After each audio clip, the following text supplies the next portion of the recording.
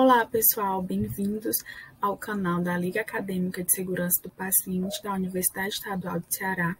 Eu me chamo Fernanda Ribeiro, sou acadêmica do 7º semestre de enfermagem e sou membro da LASEP. Hoje eu fiquei com o tema Uso Seguro de Medicamentos em Pacientes Pediátricos. Bom, a administração de medicamentos ela é a última etapa que compõe toda a terapia medicamentosa, né? Então, a prestação de cuidados em saúde em pacientes em extremos de idade, que são as crianças e os idosos, exige uma série de cuidados adicionais, pois essa população vai ser mais suscetíveis à ocorrência de eventos adversos. A Arada et al. 2012 fala que pacientes pediátricos são mais vulneráveis às falhas, visto que eles possuem especificidades, como, por exemplo, idade, peso, estatura e condições clínicas, que deve ser considerada durante todo o plano terapêutico. É pouco ainda os estudos clínicos sobre o uso de medicação em pacientes pediátricos. Então, essa carência de formas farmacêuticas pediátricas dificulta esse processo, tornando mais propício a incidentes. A população pediátrica é dividida em 5. Do recém-nascido, do 0 a 1 mês, lactantes de 1 a 24 meses, pré-escolares de 2 a 5 anos, escolares de 6 a 11 anos e os adolescentes de 12 a 18 anos. Diante disso, pode haver uma discrepância consideráveis entre as doses de medicamentos que vão ser utilizadas em cada população, sendo que a dose indicada para um adolescente pode ser até 100 vezes maior do que a de um neonato. Bom, existem alguns fatores que podem aumentar o risco de eventos adversos, como a falta de formas farmacêuticas disponíveis em dosagens e concentrações adequadas para a administração de medicamentos, a escassez de estudos clínicos com medicamentos no uso pediátrico, como eu já falei, a necessidade de cálculos de doses individualizadas conforme a idade, o peso, a miligrama por quilo, e a área de superfície corporal. E também um fator muito importante que vai ser a condição clínica daquele paciente. Segundo o Ministério da Saúde, é bastante comum a obtenção de soluções e suspensões orais na dose adequada a partir de soluções ou suspensões mais concentradas, diluições de outras fórmulas líquidas ou também a transformações de forma farmacêuticas sólidas, principalmente no ambiente hospitalar. Porém, a necessidade de manipulação desses medicamentos, bem como a do cálculo de doses, que é um dos fatores bastante comuns para o erro de medicação, nas doses individualizadas de acordo com a idade, o peso e a área da superfície corporal do paciente, vão favorecer a ocorrência do erro de medicação. Entre os erros mais comuns da pediatria estão a administração do medicamento errado e a dose errada. Ocorre principalmente no ambiente hospitalar. Já no ambiente domiciliar, um dos erros mais comuns são o uso de colheres e outros recipientes inadequados para medir a dose de medicamentos. Como eu falei, é uma das principais causas dos erros de dosagens no ambiente domiciliar. O paracetamol, por exemplo, e outras formulações para gripe e resfriados são exemplos de medicamentos comumente envolvidos nesses erros, que esses medicamentos eles vão aumentar a frequência cardíaca, convulsões, como e até mesmo a morte. Eu trouxe para vocês 2 notícias recentes que falam sobre erros de medicação em pacientes pediátricos, A primeira aconteceu em Bauru e Marília. De acordo com o G1, a polícia investiga morte de bebê que recebeu injeção de remédio anestésico por engano em hospital de Bastos. Essa criança tinha 1 ano e 6 meses estava internado para o tratamento de estomatite. A diretoria do hospital, no caso, confirmou o erro e abriu sindicância para apurar o caso, né? Esse bebê, ele teve óbito após receber a aplicação de fentanil, que é um medicamento anestésico com fortíssimo relaxante muscular usado na intubação de pacientes. O que aconteceu foi uma auxiliar de enfermagem que trabalha no hospital há mais de 15 anos alegou ter se confundido com a seringa de aplicação do remédio que seria para um idoso internado ao lado do menino de 1 ano e 6 meses, que se chamava Luiz. Então, ela alegou ter se confundido com a seringa e ter aplicado nesse bebê que veio a óbito. A outra notícia foi na Santa Casa de Lorena, que aconteceu um erro que diz que o medicamento de 160 mil de uma criança com paralisia foi aplicado em outro paciente. Thales Alves, ele tinha 4 anos e ele conseguiu na justiça 5 aplicações do medicamento. Ele tinha atrofia muscular espinhal, que é a AME, e ele descobriu ainda bebê, então ele fazia tratamentos, conseguiu pelo governo federal e ele ia fazer a última aplicação, né, para completar o tratamento. Só que na última dose foi dado a um outro paciente, né? Teve esse erro e ele ficou sem receber essa última dosagem. Então, eles entraram na justiça para tentar fazer com que o tratamento fosse completo. Eu fui buscar algumas notícias, mas não teve ainda o desfecho. Então, essas notícias eu trouxe são atuais, agora de 2022, desse ano, para vocês verem como é comum os erros de dosagem e os erros de medicação, né? Erros de pacientes. E de acordo com a Organização Mundial de Saúde, que propôs o uso seguro de medicamentos como tema do terceiro desafio global de segurança do paciente, as populações de faixas etárias extremas, que são as crianças e os idosos, são as mais suscetíveis a eventos adversos e, portanto, demandam maior número de intervenções para preveni-lo. Aqui eu trouxe algumas medidas de prevenção para uma prática mais segura, que são para os prescritores, né? Especificar claramente em todas as prescrições as seguintes informações, para quem vai prescrever, né? O médico, o enfermeiro, a idade ou data de nascimento, o peso corporal atual. Esses vão ser a base para o cálculo da dose, como a miligrama por quilo se apropriado. A dose em unidade de massa, exemplo, 150 miligramas por dose, 4 vezes ao dia. Então, é de extrema importância os prescritores especificarem essas informações. Já essas outras medidas são para a equipe, que vai prescrever e principalmente aos que vão dispensar e administrar os medicamentos às crianças, que devem verificar a adequação da dose prescrita, verificar todos os cálculos da dosagem e a dose especificada, se possível, utilizando uma calculadora. E é de extrema importância também a dupla checagem, né, que algumas pessoas, alguns hospitais têm esse protocolo da dupla checagem, de uma pessoa fazer a checagem e outra também. Então, também esclarecer aos pais e aos cuidadores a razão pela qual o medicamento foi prescrito, informar a dose e as instruções corretas para a administração, demonstrar, por exemplo, como medir e administrar a dose se necessário. Alguns cuidados especiais que devem haver com as crianças com obesidade ou excesso de peso, que vai ter a importância, né, na hora do cálculo da dose com base no peso corporal, porque pode resultar em uma sobredosagem para alguns medicamentos. Crianças com idade igual ou superior a 12 anos ou com peso superior a 40 quilos a 50 quilos.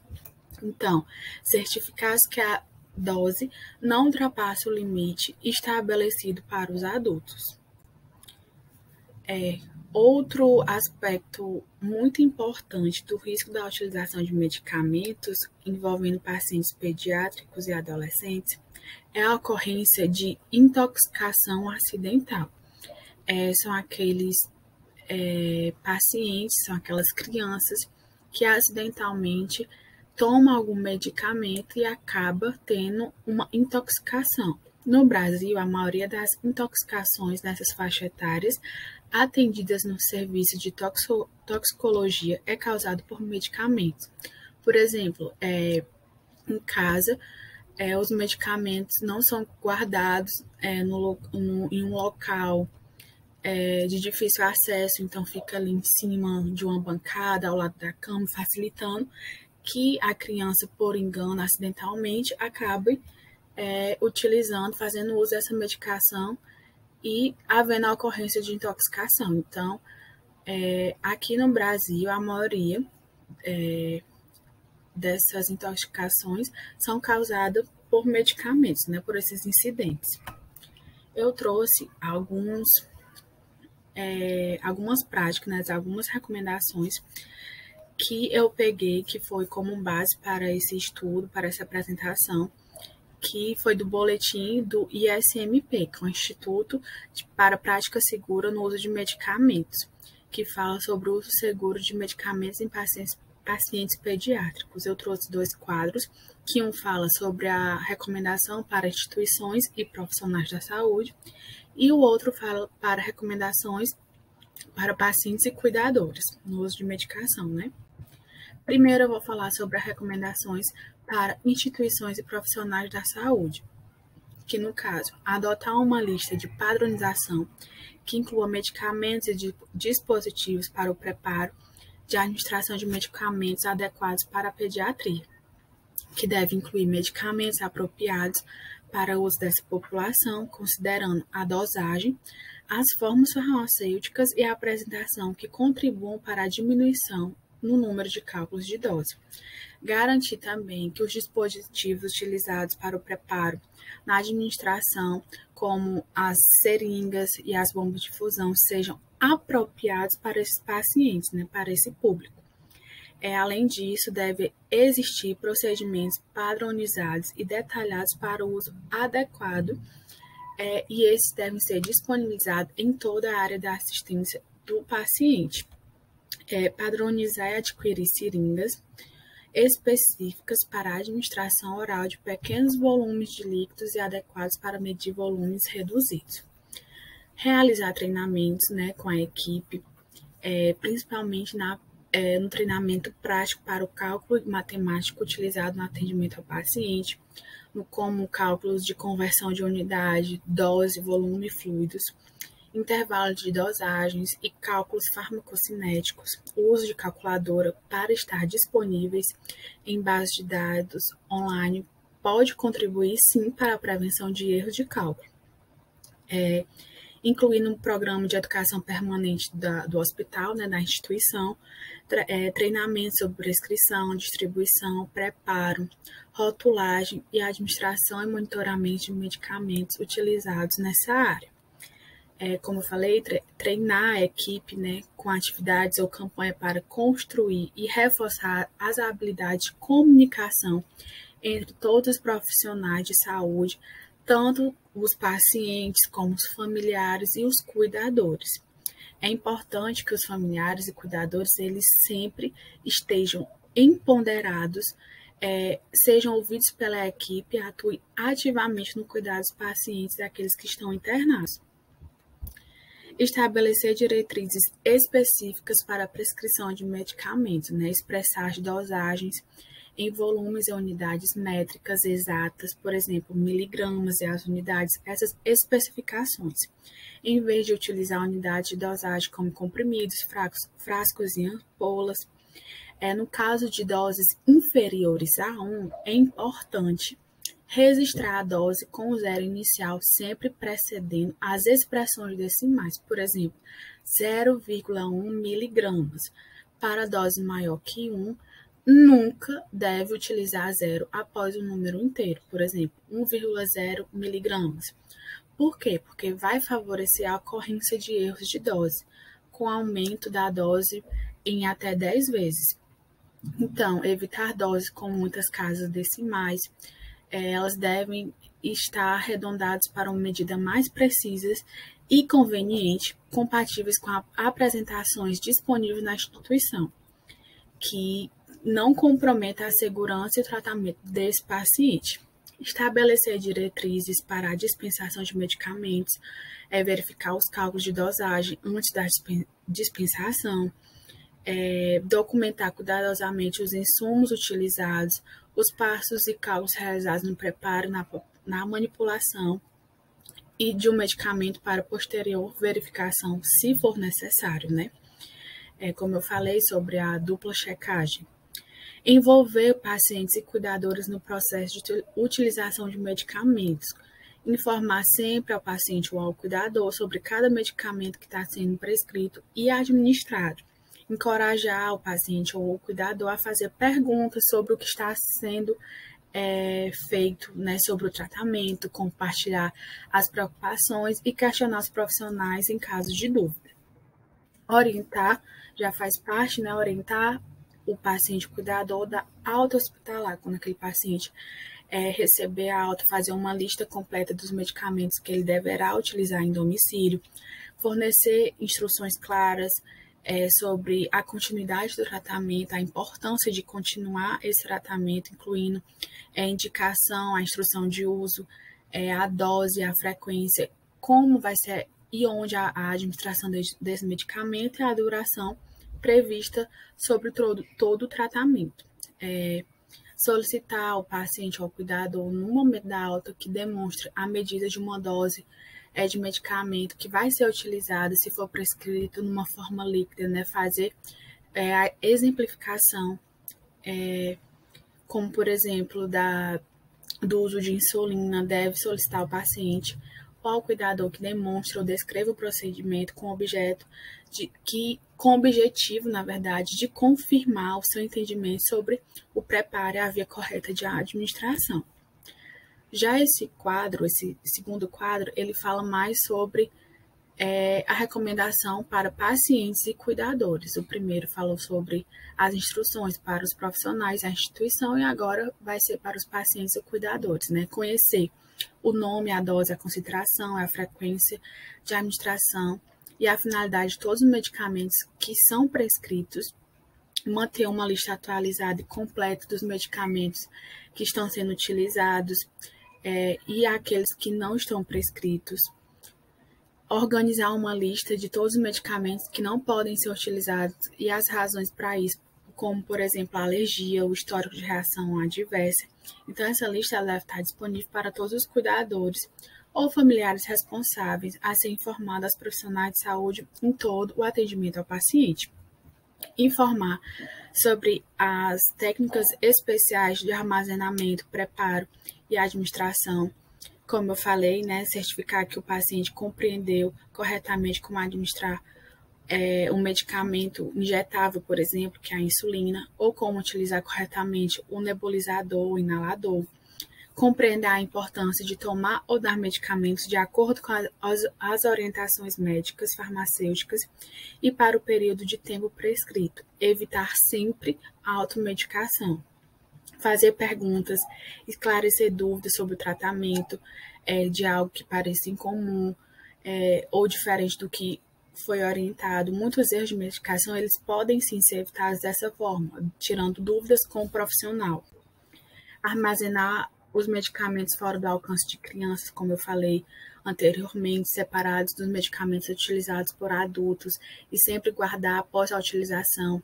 Quando receber visitas em casa, pedir aos convidados que mantenham bolsas que contenham medicamentos fora do alcance de crianças, porque é bastante comum deixar os medicamentos, por exemplo, na mesa, na cabeceira, para facilitar a administração de medicamentos durante a noite, mas isso facilita a ingestão acidental de medicamento pela criança, né? Certificar que a embalagem do medicamento está fechada corretamente, sempre fechar, não deixando aberta, indicar o travamento, né, da tampa, orientar as crianças sobre o risco associado ao uso incorreto de medicamentos, então manter aquela criança orientada de que realmente pode haver algum evento adverso, que somente um adulto é responsável por administrar. Mesmo que a criança não goste de tomar o medicamento, é importante que não use nenhuma estratégia, como, por exemplo, dizer que o medicamento é doce, para facilitar a administração. Então, mesmo que a criança não goste, não use esse tipo de estratégia. Organizar lembretes no celular ou próximo ao local em que são armazenados os medicamentos. Informar a escola por escrito e detalhamento todos os medicamentos que a criança está usando, né, suas doses e horário de administração. Nesse boletim, eu vou deixar o link aqui embaixo na descrição do vídeo para quem quiser dar uma olhada, fala sobre alguns exemplos envolvendo pacientes pediátricos, né, alguns exemplos de erros de medicação. Eu trouxe 2 para a gente poder analisar.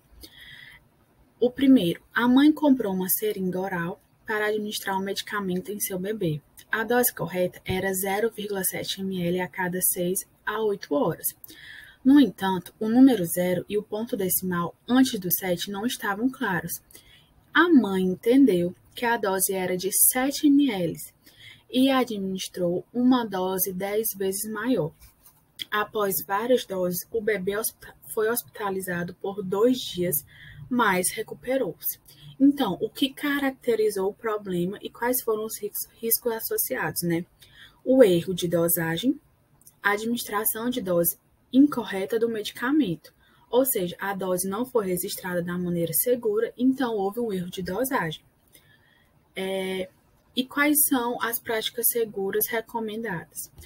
Como foi falado no quadro, na hora da prescrição, doses inferiores a 1 devem ser registradas com 0 inicial, sempre precedendo as expressões decimais, exemplo 0,1 miligramas. Então, os prescritores devem se atentar a isso.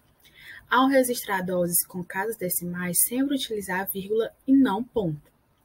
O paciente ou cuidador deve receber orientações claras sobre o tratamento, incluindo informações sobre a dose.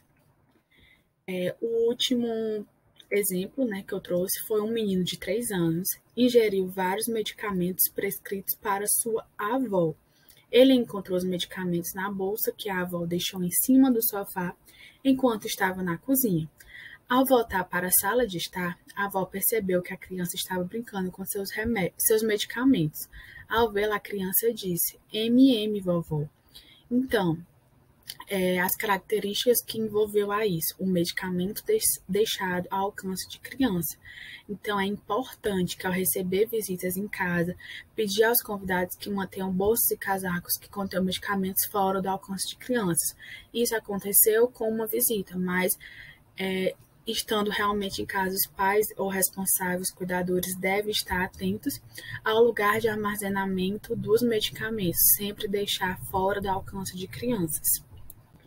Então, essas foram algumas referências que eu trouxe, que eu usei, e no mais é isso. Obrigada a todos pela atenção e até mais.